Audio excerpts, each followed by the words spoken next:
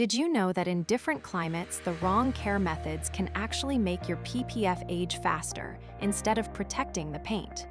Today, let's break down the 3 most common PPF care pitfalls across different climates.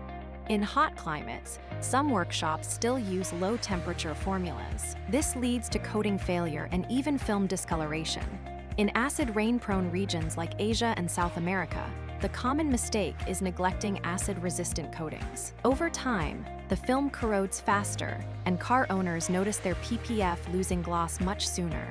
And in the cold winters of Northern Europe or Canada, if you don't use low-temperature resistant coatings, the film can over-shrink and develop microcracks. That's why PPF care must be adapted to local climates.